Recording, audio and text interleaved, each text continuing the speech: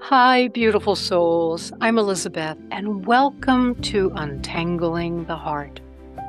This time is for you, so grab your cup of coffee or tea, or whatever brings you a sense of comfort. Sit back, relax, and settle in.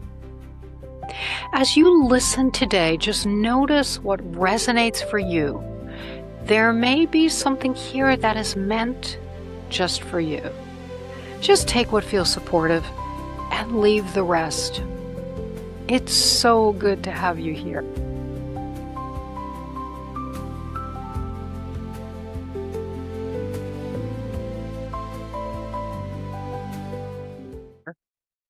Okay, let's dig in. In this episode, we're going to look at emotional exhaustion and how that can affect our relationships. So, putting up our emotional walls for too long can create this very heavy impact in our lives. So let's explore that a bit. In the past, your heart may have protected you, but what was once guarding you may now be draining you and exhausting you. We all have a heart wall. This is something normal and natural. You can't see it. It's kind of this energetic wall that we put up in front of us. And we built that wall for a reason.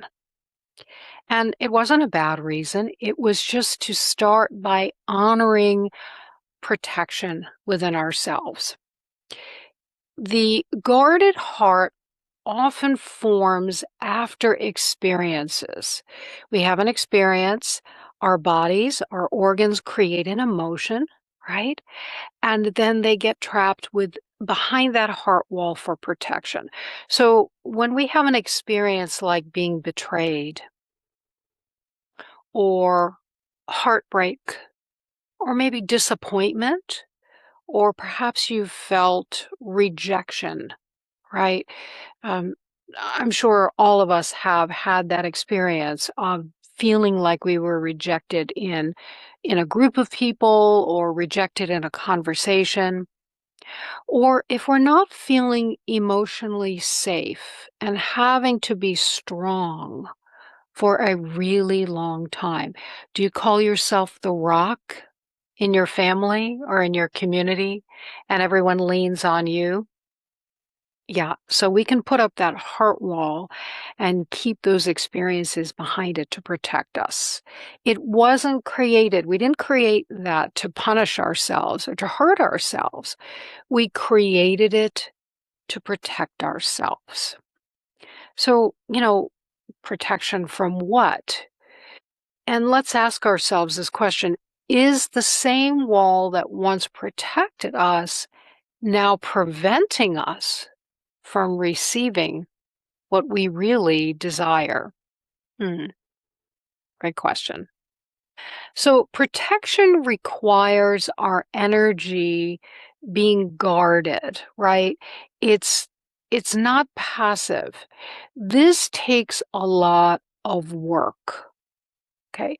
So if you've been feeling emotionally exhausted lately, there's a reason for that.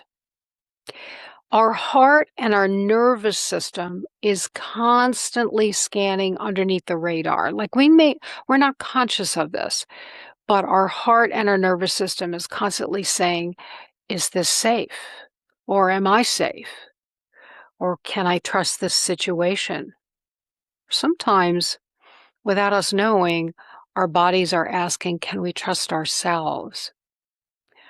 Or we may be scanning, constantly looking at, okay, what could go wrong? When is that other shoe going to drop?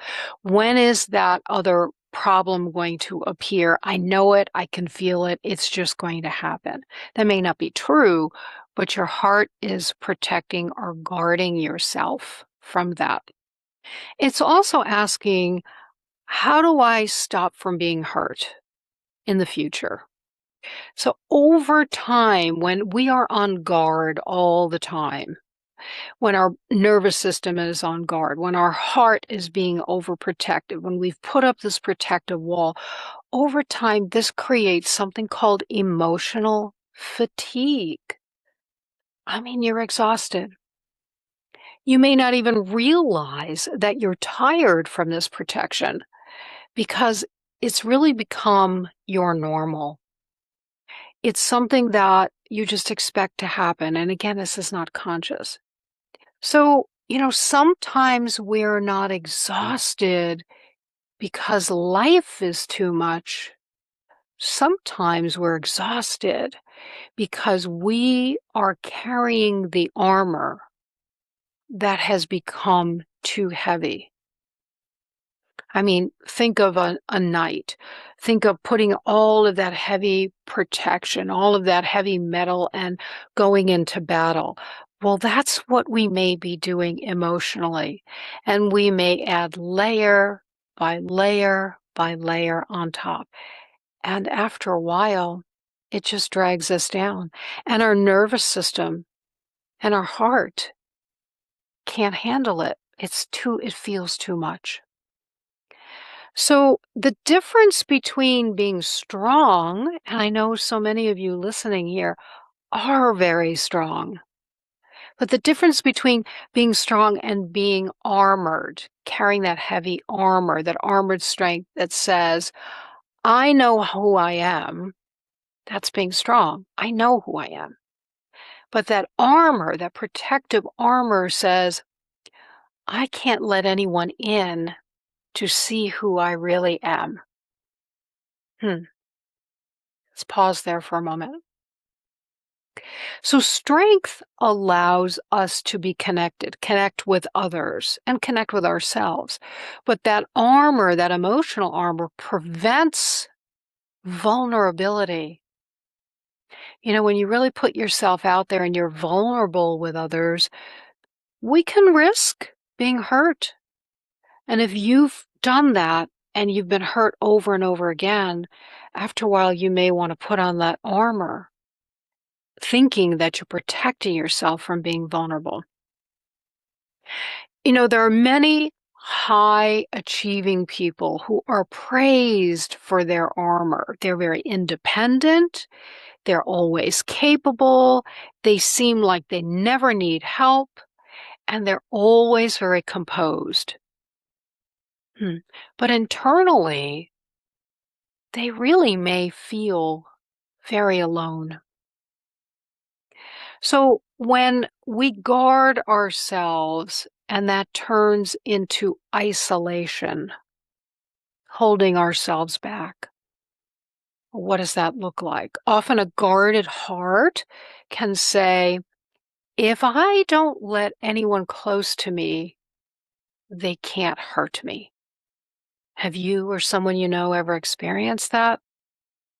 You're not crazy. It's just a protection system that you have put in place. So if I don't let anyone close, they can't hurt me. That might be true. And when you've done that, you may have seen evidence of that. If I just hold myself at bay, right? I hold myself small, or I don't let people in, they don't hurt me. You may have seen evidence of that. And then your mind says, that's the right way to go. But the other truth is, if nothing can get in that hurts you, often nothing can get in that heals you either. And besides healing, nothing can get in that could potentially bring you joy or expansion or love or all of those things that you're craving, that we all crave, right? So our heart wall can block disappointment or rejection or that vulnerability, right? But our heart wall can also block that love, that support, the joy, and the connection with others. We literally were not meant we were not put on this earth and meant to be alone. And not that we don't all like and enjoy our solitude. I'm not saying that. But our humanness, our soul, our heart often craves connection.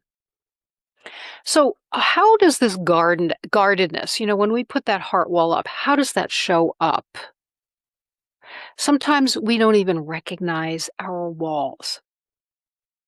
So, let's let's really get into this because I think it's fascinating. It can look like I'm fine. I'm fine. Have you ever said that? Or have you ever heard someone say that? Well, what does that look like? That's the protector. So imagine someone comes home after a really difficult day, and perhaps it was you. They're overwhelmed, they're disappointed, maybe they're even feeling unseen by someone at their job or whatever it is, right? Or maybe they went out to lunch with someone and they come home and you ask, "How are you?" "I'm fine." So you might notice and ask, "Are you okay?" Automatically they say that, "I'm okay." Not because they're trying to be dishonest, but because at that very moment they don't want connection. Somewhere along the way, their heart learned, my emotions are too much, and I don't want to burden anyone. It's easier if I just handle it myself. So sometimes when you're in relationship with someone and they kind of shut down, it's not that they're really shutting you out. They're just shutting down that fear of their emotions are too much and they don't want to burden you. They don't want you to feel what they're feeling. In a way, not only are they protecting themselves, but they think they're protecting you. So here's another way it could show up, changing the subject when emotions come up. That's called deflection, right? So, for example, if you've ever experienced this where you've changed the subject, where someone really wants to support you, you're being that independent one. And, high achievers will often feel this way. Think about someone who is described as being very strong. Again, we talked about that rock, maybe the rock in the family or the one in your community that everyone leans on, the one that always has the answers, the one that everyone calls when they need help. But when they're struggling, they don't reach out. They don't ask for support because they've convinced themselves, I'll figure it out. I always do. And maybe often they do, or maybe often you do. On the outside, it looks like this strong confidence, but underneath, there's this younger part of them that learned depending on others leads to disappointment. So their independence became protection. I don't want to be disappointed again. I tried that. I tried trusting someone else. I'll do it myself. Hmm. Let that settle for a moment. Another way this can show up is over-explaining yourself or maybe even expecting disappointment, right? I'm sure many of you have gone through manifestation courses and read all about manifesting what you think you receive, and that is true. But let's say, for example, that someone expects disappointment in a friendship or maybe in a relationship. Maybe someone invites you somewhere, they offer support, or they tell you that they care about you. But instead of being able to receive that, your mind immediately starts preparing. They probably don't mean that. They're probably going to cancel on me. Or they probably won't show up. What you're doing is you're telling yourself just to be realistic. But sometimes what we call being realistic is actually an old hurt trying to prevent a new one. Our heart says, if I expect disappointment, maybe it won't hurt as much if it happens. But the cost is that we start experiencing the pain of things that haven't even happened yet. And worse, we can maybe even create it. And then when we do get that disappointment, our mind says, see, told you so. We can shift that. A couple of other ways that this can show up is not asking for what you need, or again, assuming you have to figure everything out alone, or avoiding difficult conversations, or keeping relationships at a very comfortable distance, just that surface level. Hey, how are you? Great, great to see you. Keeping them at a distance. So, where have you maybe mistaken emotional distance for emotional safety? Hmm. So, what is the cost of this to us? Others only meet the version we allow them to see, right? They can only see what we share with them. And our guarded hearts can unintentionally create the very loneliness you fear. You may deeply want understanding or closeness or support while others are being prevented to reach you, right? Relationships deepen through being known and sometimes being vulnerable. If we only allow others to see our strong parts, they never have the opportunity to see the real tenderness within us. And that's where real true relationships begin. Our guarded hearts often struggle to receive. And, receiving requires openness. I know so many people who will give and give and give, but it's really hard for them to receive. It's really hard for them to just say, thank you, and allow, even if it's a compliment, right? Those compliments, the support, the love, the help, opportunities can feel really uncomfortable when our hearts have learned it's safer not to need anything. So when we heal or we allow that healing, we can ask, can I allow myself to receive without believing it makes me weaker? Hmm. I'd love to bring in one of the cards from my Untangling the Heart guidance toolkit because we're talking about letting our guard down. And, our heart needs to feel safe first before we can let that guard down. So this card says, nothing is required of you.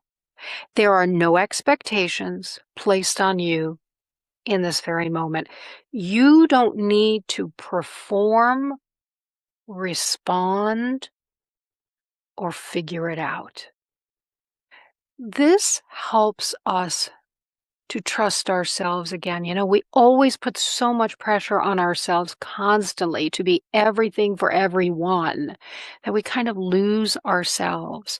And it's okay to pause and reflect and say, I don't have to force myself this very moment. I'm just going to allow. You don't have to overthink it. We don't have to overdo it. So, what if your heart didn't need to be forced open? What if it simply needed to know that you were safe? You don't have to carry this alone either. You don't have to hold everything for yourself. Healing happens through connection. And sometimes it's just that one connection. Sometimes it's that one little feeling that I'm going to allow this connection in and see where it goes. Just take it a step at a time. Allow a little bit of that guardedness to kind of soften a little bit. There's a difference between being responsible for your healing, and absolutely, we need to take accountability for that. But there's a difference between that and believing that your heart should heal in isolation, all by yourself. So letting our guard down doesn't mean we lose protection, right? Sometimes we can fear that opening up means being hurt again, or that we'll ignore red flags. Have you ever had a scenario where you saw a red flag and you just kind of pushed it aside? Or it can mean becoming vulnerable to everyone, but healing the guarded heart is not removing all boundaries. It's learning I can and should have boundaries without having my walls up. Oh, that's a big difference right there. I can be open and discerning, and I can protect myself without disconnecting from myself. I hope that some of these things that we talked about today brought up questions for you, or at least one, to go back and reflect and ask, how have I acted in the past? Where is my heart guarded? What it what has it prevented me from doing? Maybe today isn't about tearing down every wall you have built. Maybe today is simply about thanking those walls for how they protected you. Again, our consciousness, our thoughts, when we run on those, that's literally 1% of our intelligence, our subconscious, and where we hold on to these emotions, particularly behind our heart wall. That's what runs our program. And when we don't remember that they're there, they can guide us to putting up all of these walls, this guarded armor in front of us. And we really have shared today about what that can look like, not only for you, but perhaps it'll help to notice how others are acting. Perhaps it'll help to know that when they put that guard up, it's not that they're rejecting you. It's not that they're trying to push you away because of you. It's that they're trying to protect themselves from some unseen, unknown threat that their bodies, that their hearts perceive as being unsafe. So now we can step back and we can be that observer. How we can say, okay, I get that you always want to do it yourself because it feels safer that way. What is it that I can do for you? What conversation can I have? How can I be there to support you? And you will allow me to do that. And honestly, sometimes it takes work. It's that accountability we mentioned just a little while ago. It takes sometimes someone to guide you through that process. So remember, our guarded hearts are not a broken heart. It's often a heart that has been working over time, exhausted, overworked, underpaid. Ooh, I love that. Underpaid. How does our heart get paid? by receiving love, by receiving comfort, by receiving safety, by receiving being in relationship, right? True relationships who accept you for who you are and you accept them for who they are. Wow. Overworked and underpaid. I love it. Perhaps healing begins when we stop asking our hearts to defend us from yesterday. That's in the past. It literally doesn't exist anymore. And perhaps healing begins when we start showing it that it is supported today. I love that.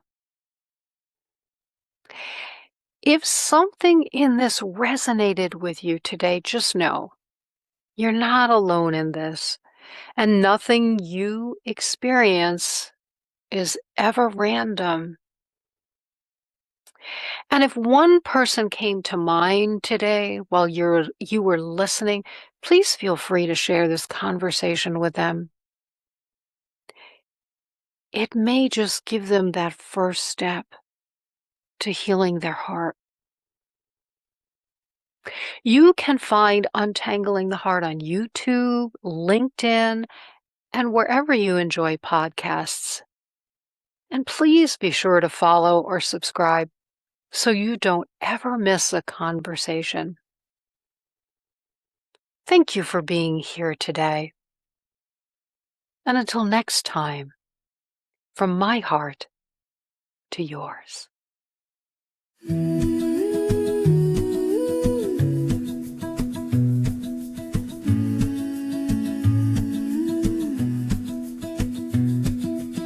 We've all got stories we don't say out loud, little knots we hide away.